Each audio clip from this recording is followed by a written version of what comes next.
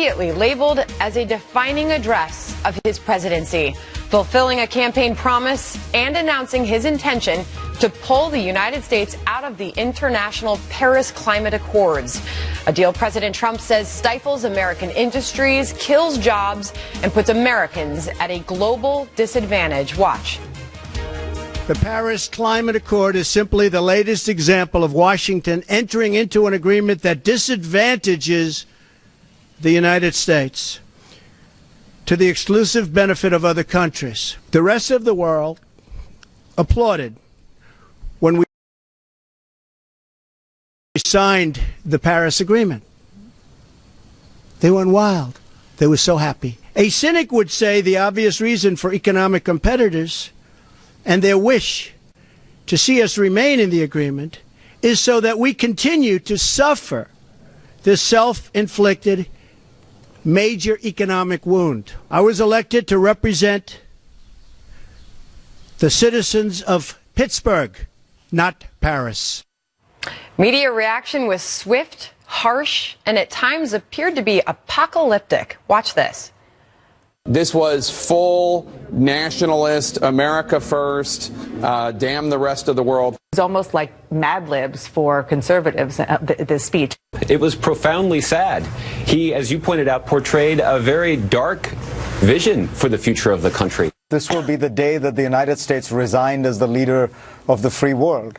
It's nothing short of that.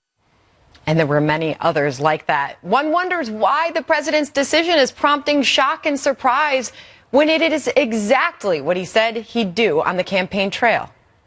We're going to cancel the Paris Climate Agreement and stop. Unbelievable. And stop all payments of the United States tax dollars to UN global warming programs. Joining me now, Mark Thiessen served as chief speechwriter to President George W. Bush and is a Fox News contributor. And Juan Williams is co-host of The Five and a Fox News political analyst. Juan, Trump says no to this agreement, and you say what?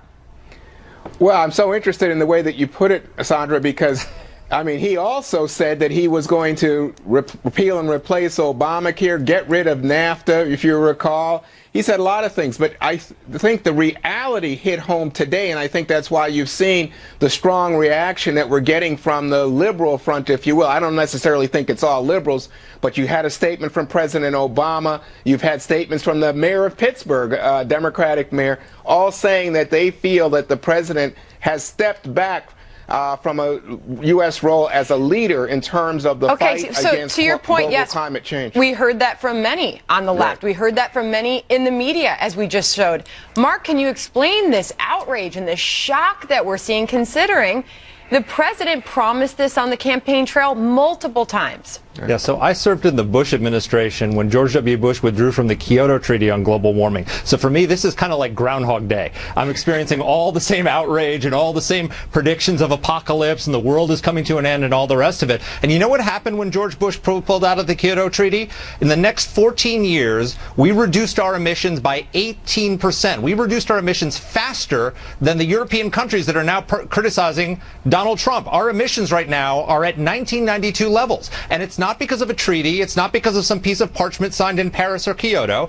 It's because of the free market economy, innovation, and technology. It's hydraulic fracking. It's all of these clean coal technologies that are reducing our emissions. That is going to continue regardless of this Paris Agreement. And by the way, we did it while keeping our energy prices half of those in Europe. We reduced our emissions faster than Europe and kept our energy prices are half of the European Union average. 1/3 of Germany, which is increasing its emissions at an amazing rate. So we're doing better than all these people who are criticizing Donald Trump today and will continue regardless of this treaty. Juan, you know, Wilbur Ross was on Fox News just a little bit ago and explained it very well. He said the president's not against an agreement. This isn't about the science. This is about the economics of this deal. He called it a transfer of wealth. As Mark just detailed, we are way ahead of what these other countries are doing as far as limiting those CO2 emissions. We're being asked to do a lot more than others. Look at the 2030 deadline for China, in China, for example. Well, I mean, I think the key point to be made here from the other side of the conversation is go ask Jeff Immelt at GE, go ask Shell, go ask ExxonMobil, go ask Rex Tillerson, the Secretary of State, go ask Ivanka Trump.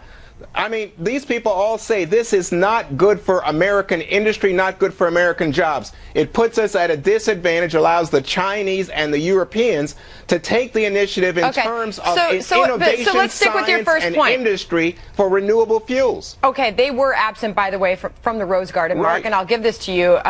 We were told that Ivanka was not present because of a holiday, a Jewish holiday. But Rex Tillerson, who did say we should have a seat at the table with this, he was in favor of staying in. What does this say about possible division, then, within this White House on this decision? It means that the conservatives won, which is great. I mean, that's a good thing for our country. This agreement would have cost the United States $3 trillion in lost GDP, 6.5 million industrial jobs. And you know what it would have done to the global temperatures? It would have reduced global temperatures by 0.17 degrees. I'm sorry, it would have changed global temperatures by 0.17 degrees in 85 years. 85, not 1.7 degrees, 0.17 degrees. If I went to your house, Juan, and reduced your thermostat by 0.17 degrees, you wouldn't even notice. Is that worth $3 trillion and 6.5 million jobs? I don't think so. All right, But Mark, hang on, let me just reply to Mark very quickly, Sandra. I just think, Mark, that's not the issue, and I think it's kind of diverse Sure it is. It's the whole issue. Because the issue is that it would stop the increase in terms of global climate. It would have an effect of 1.1. No, you're talking about decrease. I'm saying it would stop the increase. Temperature effect. Well, clearly, the temperature here is very hot, and this is what we are seeing in the media in general as a response to this. And Juan, I want to get your take. We don't need a tree to cool it. On some of the headlines that are out there. The Huffington Post, for example. The headline on the Huffington Post right now: Trump destroys planet. Trump dead is the current headline. Trump to planet drop dead, Juan? Well, I think that what you're seeing is the sense that President Trump is withdrawing from concern about rising temperatures. And even here at home, when we look at the polls, most Americans think that as a result of climate change, increasing CO2 gases, greenhouse gases, we're going to see the erosion of our beaches, our coastlines. We're going to see Juan, you're making a point about the science, not about the deal. He's against the deal. Yeah, and President Macron of France called it in and said, there's no renegotiation. If you think you're the art of the deal guy, we're not renegotiating with you. Who cares? Our CO2 emissions are declining. Yeah, but too high. And they're going to continue to decline. All right, maybe you guys can meet up after the show and keep this discussion going. Why can't we be the leader? Why can't we? We are. We are, by the way. We are. All right. Juan, Mark, thank you. President Trump made clear today a specific group was top of mind as he made his decision: coal miners. The agreement doesn't eliminate coal jobs. It just transfers those jobs out of America and the United States. This agreement is less about the climate and more about other countries gaining a financial advantage over the United States. The very point of anti-climate change efforts, bringing on job loss, became a sticking point for Hillary Clinton throughout 2016. Like when this out-of-work coal miner asked why Clinton wanted him unemployed. I just want to know how you can say you're going to put a lot of coal miners out of jobs and then come in here and tell us how you're going to be our friend, because those people out there don't see you as a friend. Sure, you all remember that. Joining me now, the man you just saw in that clip, former coal miner Bo Copley. Bo, nice to see you. Thanks for having me, Sandra. It's a pleasure to be on the show again. When you see and hear that clip, if you could just tell us what goes through your mind about that moment that so much had such a big impact in the 2016 election. And then come in here. Well, obviously, it meant a great deal to me and my family. You know, regardless of what people may think of Hillary Clinton at that time, especially, she was considered one of the most powerful people in the world. And to have an opportunity as a common everyday person to get to sit down and voice your concerns with someone like that is truly a once-in-a-lifetime kind of opportunity that has obviously changed my life and my family's lives since then. Fast forward to today, President Trump announcing in the Rose Garden just a few hours ago that we are pulling out of this Paris climate agreement, something that you have been urging to roll back those Obama-era environmental regulations. Is this the president following through on his campaign promises? Well, to us, I believe that it is. I think that it speaks volumes to the lengths that he's willing to go to try to hold up to his promises on the campaign trail. You know, these kind of deals worldwide would be devastating to West Virginia and to its economy and to coal miners in general. And for him to say that we're going to back out and possibly renegotiate the way to enter in that would benefit us better in the long run, I think speaks volumes to the lengths that he's willing to go to stand up for people like me and people like West Virginians who voted for him. Will this improve things in your state and for your community and your economy? Well, we certainly hope so. Any kind of sanction that's been put on coal mining and the regulations that have been put in place under the previous administration to what we feel is to squash out coal. Obviously, anything that can be lifted that can help put our people back to work we view as a good thing, and obviously this looks like something to us that is going to benefit the coal industry greatly. Bo, all of this has inspired you to run for office. You are going to be running for the Senate in 2018. When you look at President Trump, how would you grade his performance so far as someone who has supported him from the beginning? Well, I would say probably I would give him a B. I always want to leave room for improvement. I think some of the situations he's been in, I think he could probably handle with a little more tact than what he does, but then again, I don't think he would be Donald Trump if he didn't handle them the way that he's been handling them. So, but I always want to leave room for improvement and to be able to say that he could do a little bit better job. Well, our best to your family. A lot of people don't realize that in that moment, in that exchange with Hillary Clinton during the election season, you slid a picture of your entire family over to her, and you said to her, "This is about my family. My hope is in God. That's my future." So we wish you the best of luck. We understand that you're still out of work, and hopefully the environment improves for you. Bo Copley, thanks for joining us. Thanks for having me, Sandra. I appreciate it. Coming up, a family farm is banned from a local farmer's market because they won't host a same-sex marriage on their property. The owner and his lawyer are here exclusively on what might be the next big religious freedom fight in this country. Plus, the House Intelligence Committee is one step closer to getting their hands on information about key Obama figures. So could we see them in front of Congress? That report ahead. And just 24 hours after making news on this past November's election, Hillary Clinton is at it again tonight. We have the highlights of what she just said. Remember when our moms would tell us when we were young, if a boy is teasing you, it means he really likes you? Maybe that's what the Republicans are doing.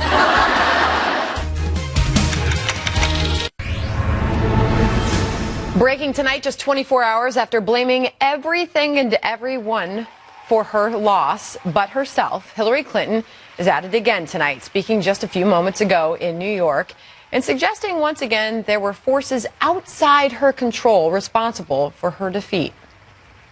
The more you dig and the more you understand what we're up against, and taking me out of the equation so that it's not about, okay, what happened to you, it's what happened to us.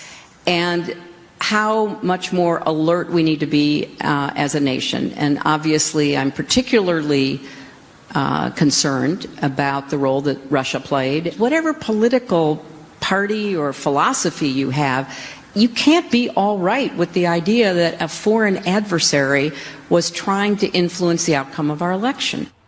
That speech coming on the heels of a talk she did yesterday where she seemingly blamed everyone but herself for the election loss. For more, we turn to Fox News Chief National Correspondent Ed Henry in Washington, and more tonight. Ed? Sandra, good to see you. It's gotten so bad that former Trump campaign spokesman Jason Miller joked, raise your hand if Hillary Clinton has not yet blamed you for her loss. I mean, think about it. Last month, she had another one of these forums where she initially said, look, I take responsibility for the loss, but then did anything but. In fact, we've added it up. We've made this special graphic for you. About 40 different excuses she has come up with in what we call the Clinton blame game, starting with the FBI and James Comey to the Russians, and yes, even Netflix somehow. But now the very Democrats who were crying on election night after pouring their hearts and souls into the campaign are irate because she has inexplicably decided to shift some of that blame game to, yes, the Democratic National Committee. Even though, remember, the DNC had actually worked to help her defeat Bernie Sanders, much to his chagrin. Watch. I inherit nothing from the Democratic Party. What do you mean nothing? I mean, it was bankrupt. It was on the verge of insolvency. Its data was mediocre to poor, non-existent, wrong. I had to inject money into it. Well, DNC officials today were hitting back hard, saying they were out of money because former President Barack Obama starved them, focusing instead on his own political organization. And the head of the DNC's data operation decided to tweet this was, quote, bleeping BS. And the real problem was that Clinton aides ignored their data, showing Michigan, Pennsylvania, and yes, Wisconsin were very close because the campaign, quote, thought they knew better. Those tweets were later deleted, though other users saved them. Another top Democrat told me, quote, we didn't tell her to hide her pneumonia. We didn't suggest she insult the core of Trump's base, calling them a basket of deplorables. We didn't teach her how to be tone deaf. Most telling, perhaps, is that even Clinton's former spokesman, Brian Fallon, who said, yes, her comments were at least authentic, said he would not pile on against the DNC. Sandra? Ed Henry, thank you. Good to see you. We'll hear now Lisa Booth, a Republican strategist, and Richard Fowler, a nationally syndicated radio talk show host. Both are Fox News contributors. Lisa, that list of people and things and agencies that Hillary Clinton is blaming for her election loss, it's long. Well, Sandra, you've got to give her credit because she is pretty creative in coming up with these excuses. Ed said that there's 40 now that she has come up with, but I really think it's this kind of arrogance, which is why she was rejected by her own party in 2008 in the Democrat primary, again with general election voters in 2016. You have to remember, Sandra, Hillary Clinton had everything at her disposal. The DNC rigged the primary in her favor. She outspent then candidate Donald Trump by, almost twice as much. There were reports heading in to the election day a month before that she had 5 times the amount of staff as Donald Trump did. So she had everything at her disposal and still managed to lose. And I mean, Richard, Brian Fallon, the press secretary for her 2016 presidential campaign, won't even back her up on her slamming of the DNC and its data operation as non-existent and bankrupt, as you just heard. He said, quote, I'm not going to join in that. I just want it all to end, Sandra, fast. Because it's really not fast. helping your party, is it, Richard? No, here's the thing. I like Hillary Clinton like the next Democrat, and I voted for her, and I'll admit that. And I regret the fact that Donald Trump is in the White House. With all that being said, she's got to remain quiet, and I think she should take more walks in the woods in Chappaqua and stay away from interviews like this, because it only continues to divide our party. What our party needs to be focused on now more than ever is having a conversation with our voters, figuring out what they need, and coming up with a solution-oriented plan to make sure that we deal with that, right? We need our contract for America, and sadly, we're spending more time talking about Hillary Clinton and how she lost the election. Here's the facts. She lost. And Lisa, for all the problems that Democrats say Republicans have right now with the Trump administration and the division they say that is there in the Republican Party, it doesn't appear that they have a united front, particularly as we hear words like this come out of Hillary Clinton's mouth. Yeah, I mean, absolutely. They're in disarray and they're in search of a message because you have the Democratic Party has been rejected by historic margins over the past 8 years under President Obama. So their message, it doesn't matter if it was out of all these candidates that were rejected under those 8 years. So I think the party definitely needs to figure out what its direction is. But look, as someone who's worked on campaigns, I also just find her remarks offensive. How rude is it to blame the people who worked countless hours trying to get her elected? Maybe she should have visited Wisconsin once.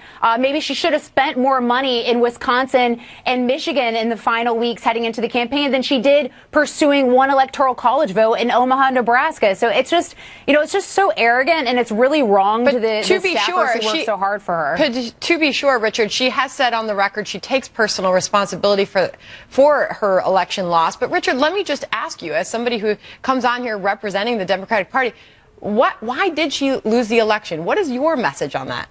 Well, here's the thing. I think there's some truth to what Lisa's saying here, right? Because I think we spend way too much money in Arizona trying to get those electoral votes when we should have been firming up our votes in Pennsylvania, in Wisconsin, and in Michigan. I've worked a number of campaigns. I've worked a couple of presidentials, and I got to tell you, what you need more than ever is a message that connects people and then a message that urges them to go to the polls. That's what Barack Obama had. You're still not telling me what it is. Both times. Hillary Clinton didn't have that. And I think moving forward, our message has got to be, we are for everybody. We are an inclusive party that believes that we need to maintain our globe for the future generation, and we're a party that's we're a party about everybody coming together, raising the minimum wage for working families. We're a party about making sure the public education systems work for not just the chosen few, but for everybody. And that's the message we should be talking about. Sadly, it's getting clouded by Hillary Clinton blaming her loss. Her loss is blamed on one person, her. She runs her campaign. She lost this election, period. For the record, President Trump has weighed in on this just last night. In reaction to her blaming her own party, he tweeted, "Crooked Hillary now blames everybody but herself." He should just stop tweeting, though, she was a terrible candidate. Sandra, he should stop. Richard, I mean, for the benefit of the Democrats, we can all agree she was a horrible candidate. Thank you, guys. All right. Still ahead, police now investigating a sickening hate crime involving racial slurs painted across the home of one of the world's greatest athletes. The emotional reaction of that legendary sports figure coming up. Plus, 3 government agencies under subpoena tonight for information on potential efforts by the Obama administration to probe Donald Trump. But some in the media brushing it all off as, quote, a distraction. We'll show you next. First of all, it's deflection. It's not us. Let's look at what they did, the Obama administration. Breaking tonight, new fallout from those bombshell subpoenas issued by the House Intelligence Committee. The subpoena served to the FBI, CIA, and NSA seek information on 3 key Obama-era figures and their roles in unmasking classified information related to the Trump campaign. It's a development that could see those officials brought before Congress. Yet the left and some in the media insist this is nothing more than a distraction.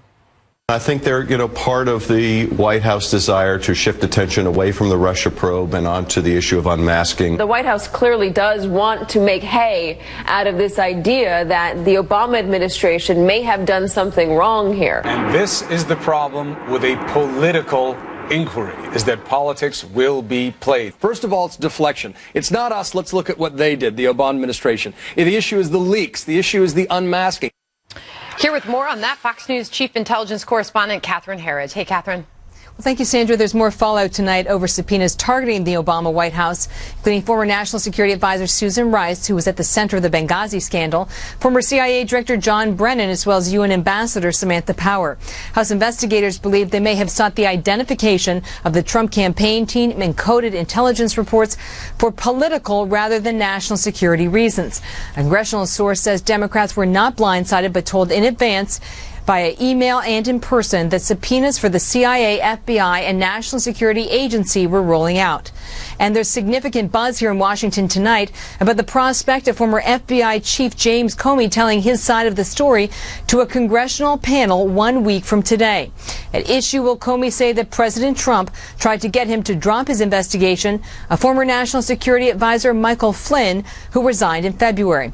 Legal experts say the wild card is whether the Trump White House takes the unusual step of invoking executive privilege to block or limit testimony about their conversations. And the administration may be in a weak position because Mr. Trump has been so public about the Russia case, from his tweets to this termination letter for Comey, where the president cited their private discussions. I think having the president weigh in on a blow-by-blow every time there's a decision about whether or not a witness gets called or what a witness says is certainly an unusual way to handle it. From an attorney's perspective, I suspect that there's a little bit of indigestion on his legal team about this approach. And tonight, the expectation is that there will be more relevant congressional testimony about Russia before Thursday's hearing with Comey, and it will focus on intelligence collection and whether lines were crossed by the Obama administration last fall. Sandra. All right, Catherine Herridge, thank you. You're welcome. Joining us now, David Bossie, Trump campaign deputy manager and a Fox News contributor, and Mo Alethi, former DNC spokesman. He is also a Fox News contributor. David, I'll start with you first. These 3 subpoenas issued, is this a good step? It certainly is. I'm very happy that Chairman Nunes is taking this very good step for the American people to find out exactly what crimes were committed under the Obama administration during the unmasking of these people. And I think the American people deserve some answers. And these are really the only crimes that we know of, even though the Democrats only want to talk about Russia, Russia, Russia. But Democrats and the media, Mo, they're calling this a distraction. Why not hear what these people have to say? Sure. Hear what they have to say. I think the way this is playing out, though, is a little concerning to some Democrats. If you look at the way the Senate's been doing everything, the Senate Intelligence Committee, it has been incredibly bipartisan. Democrats and Republicans on the committee working together. Nunes sent these subpoenas out today without even talking to the Democrats on the committee. It's hard to make an argument that this isn't a political move if you're acting all by yourself. Remember, he's already had to recuse himself for his the way his improprieties and the way he was handling the Russia stuff. I think that story kind of changed, and then it turned out that they did get a heads up on Tuesday. But David, I'll go to you and just carry on with what Mo is saying here. And do you think Chairman Nunes overstepped his bounds? Oh, absolutely not. He said he was going to recuse himself from the Russia investigation. This has nothing to do with the Russia investigation. So he is the chairman of the committee. He is an active chairman, and he told the Democrats, I think that was misinformation that was reported earlier today that the Democrats didn't know. Chairman Nunes clearly told them. And so this is an important step for the American people to get to the bottom of the unmasking. This is very troubling for the Trump campaign, obviously, because these are people that were their names were released, and what the political actions by the CIA director or these ambassadors, whatever they were doing, very untoward. All right, so it does appear that the story continues to be for Republicans, Mo, unmasking, and for Democrats, it's collusion, Russia, Russia, Russia. I want to get to what Nunes tweeted today. He said, quote, seeing a lot of fake news from media elites and others who have no interest in violations of American civil liberties via unmaskings. I mean, you heard an anchor a few minutes ago there in Catherine's report. The White House wants to make hay over this. What about what's going on the other side of the aisle? Mo? Look, there are two issues here that people are talking about. There is whether or not Trump campaign officials or Trump associates, what their relationships were with the Russians. That is a legitimate investigation in everyone's mind except for the president. The second is this unmasking issue, which is a pretty standard intelligence tool that is used by Democratic and Republican administrations alike. Now, all right, wait, I got to get David back in here because he's clearly having a reaction. You can talk about the leaking of that, but not the unmasking. David? You know, one has facts around it, which is the unmasking. There are facts that crimes were committed. The other is all hearsay. All hearsay. The crimes of the unmasking these individuals, releasing their names for potentially political purposes. Those are different things. All right. Let me inject into the conversation what the president is saying. Hold on. Let me bring this in. President Trump tweeted this morning. He said the big story is the unmasking and surveillance of people that took place during the Obama administration. This is a theme that the president is going to continue on. David, is that a good idea? It certainly is. It's certainly an issue that the president can talk about and make the American people understand what the Obama administration was up to and whether or not President Obama knew and whether or not Hillary Clinton knew. All right. Thanks to both of you. David and Mo, good to see you. Thanks for having us. Straight ahead, the shocking video released from Tiger Woods' DUI arrest. Sports analyst Jim Gray on whether this will do more lasting damage to his career than his back injury. Plus, a religious freedom battle brewing in Michigan, where a farmer is suing after being banned from a local farmer's market because of their Christian beliefs. The farm's owner and his attorney join us next. Never before would I ever have thought that the faith that we have here in our family, in our home, at our farm, would prohibit us from being allowed to participate in the community. A family farm in Michigan finds itself at the center of a battle over religious freedom. Country Mill Farms was banned from a local farmers market following its refusal to host same-sex weddings. Now the farmer is fighting back in court. Trace Gallagher is live in our West Coast newsroom with all the details. Trace?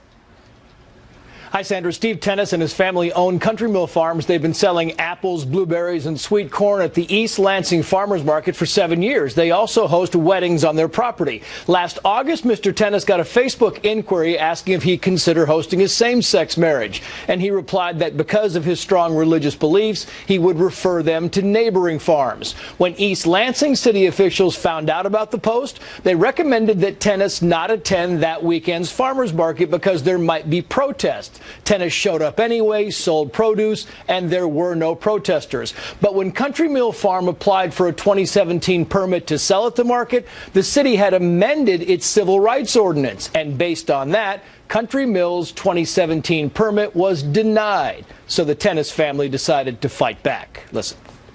It's about our freedom. We have children and we'll have grandchildren. We want them to have the same freedom to be able to not only grow and sell their produce to people of all backgrounds and beliefs, but to do it in accordance with their faith.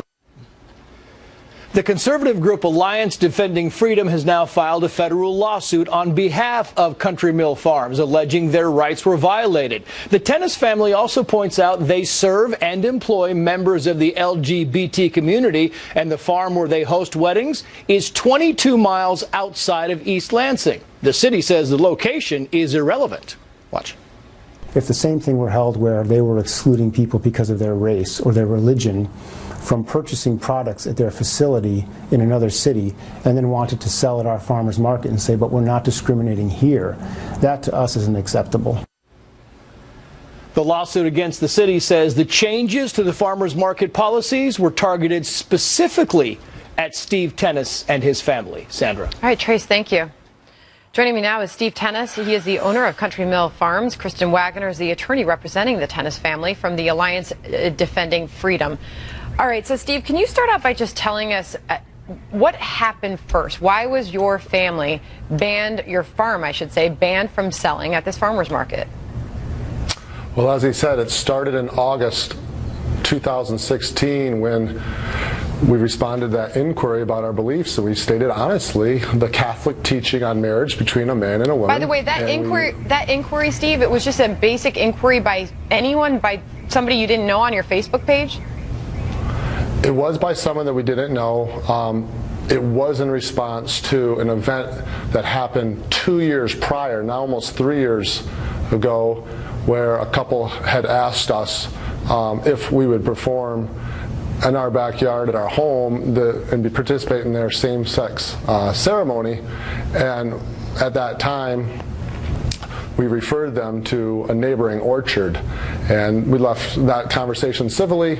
And again, that started the person who asked the question on Facebook. We responded on Facebook, and that's when immediately the City of East Lansing officials pressured us not to come back to the farmers market that very weekend. And ultimately, they developed this new policy specifically to bar our farm. So, Kristen, you're representing this family farm. What is the case that they have? Well, it's a violation of their constitutional rights for the city government to force them to give up their ability to make a livelihood and give up their religious beliefs if they don't agree with what the city says.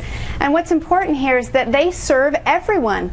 It's the city of East Lansing here that is engaging in the discrimination and telling them that they can't serve everyone at that farmer's market. Steve, can you tell me what's at stake here? Obviously, you say you're fighting for your family's religious freedoms. What is at stake economically for you as well? Because you have since stopped performing weddings in general on your property. Well, actually, in December of last year, when we realized the City of East Lansing wasn't satisfied that we had temporarily stopped booking future weddings, we are continuing to practice our faith, and we are hosting wedding ceremonies in our backyard at our home orchard. And that's based off our faith, and it's our faith that has inspired my wife and I to lovingly serve all the people at our farm and the farmers market, whether they're employees, or customers, we treat everyone with respect, including those of the LGBT community. That is specifically why the City of East Lansing posted last year on their Facebook account, and I quote, "We love the Country Mill." We've served everyone. We've always been open to that. Our faith teaches us. Are you getting strong support from the community, Steve? We actually are getting overwhelmingly strong support right now. We realize tolerance needs to be a two-way street, and that's why we've always served people of all backgrounds and all beliefs. One of the reasons my wife and I both volunteered to go serve our country in the military was because freedom of religion, freedom of speech is dear to our hearts. Whether you're a Jew, a Muslim, or a Christian, as a farmer, you should be able to sell your produce to the people in need. Kristen, if you could just give us a quick, where does this go? Well, it will go through the court system, and we believe that they'll be vindicated, because truly the right to believe is meaningless if it doesn't come with the right to act, to live out those beliefs. And that's what's at stake here, is whether government can go outside its own city borders, enforce an extreme view on other people, and threaten them with punishment and giving up their right to participate in community life. And the Supreme Court has said no, that's unconstitutional. Steve, do you have a little one there with you? I keep seeing you look down and smile at somebody. Somebody with you there? Actually, I have 5 little ones, and that's what makes me think about this bullying. I talk to our kids all the time about being bullied, and our family is being bullied right now. We're standing up, not just for us, but for everyone. Well, thank you for coming on and telling your story, Steve. And Kristen, thank you to you as well for being here. Thank you. All right. Tonight, disturbing stories out of the sports world. On the eve of the NBA Finals, LeBron James subjected to an attack on his race. We'll show you what the chilling graffiti spray painted across his property said. Plus, new video of Tiger Woods' arrest just released as the golf star battles back surgery aftermath. Jim Gray has interviewed both these athletes and is here to tell us what their mindsets may be tonight. Go ahead and bring that hand back down. Mr. Woods, you can go ahead and bring that hand back down, okay? Police investigating an ugly incident at the home of NBA superstar LeBron James. The N-word was reportedly spray painted across his front gate. Today, Mr. James reacted in an emotional news conference hours before the start of the NBA Finals. No matter how much money you have, no matter how famous you are, no matter how many people admire you, you know, being black in America is tough. Jim Gray is Fox News' sports analyst who knows Mr. James very well. A difficult story. Jim? Terrible story, despicable. No American and African American should have that written on his house at any time. It is heinous. LeBron James is a national treasure. He's playing tonight in his eighth NBA Finals, which will start in just a couple of hours. It's inexplicable, really, how something like this can happen, and I agree with what he just said. We have a long, long way to go here, and the money doesn't matter. The adulation, the fame, none of that seems to matter, because if you're in those shoes, and I'm not African American, so I'm not in those shoes, but he has earned the benefit of the doubt. So if he says it and feels it, I truly believe it. He also said in that news conference, my family is safe. At the end of the day, they're safe, and that's the most important thing. How do you, knowing him, how do you think he's handling this all internally, especially before he's off to play in this big game? Well, it's all wrong on all levels, that he has to address this now on the eve of the NBA Finals, that this is where any focus or any concentration may have to go. It's horrible. It's awful. But let's just know one thing about LeBron James. He can compartmentalize very, very well. I'm sure he will go out there on the court tonight, and once the ball is tipped up against the Golden State Warriors, he will defend his championship, and he will do everything that he possibly can to have to win. However, there is now a lot of social conscience now that is going on, and for this to happen to LeBron James in these times with what has happened throughout our country for the past year, it's just going to highlight it and exemplify it, and this should not be where the NBA focus of the finals is, because some idiots, jerks, horrible human beings did this to his home, but that's where we're at. And I want to get your reaction to this, knowing that you know Tiger Woods, this dash cam video of his arrest. Watch. Have you had anything to drink tonight? I'm not. Are you sure? Yes. 100%? 100%. Okay. Have you taken any illegal drugs? No. Okay. Have you taken any medication? Yes. How is he handling this? That's impossible to say. Tiger Woods is the most private public person that we have ever known. He has so carefully cultivated his image. Of course, that all came crashing down in 2009, Sandra, after the extramarital affairs with his ex-wife, Elin. Now for this to happen and for this to be out in front of the public after everything that he has done to procure and try and reestablish his image, this is very difficult. Tiger Woods has done a lot for the game of golf. He has a lot of fans. A lot of us have enjoyed watching him play over the years. And to see this now, it's very disheartening and it's upsetting. All right. Well, good to hear from you, a friend of theirs. Jim, thanks for being here. All right. He's in a little Italy. Slight delay there, but thanks for coming on, Jim Gray. We'll be right back.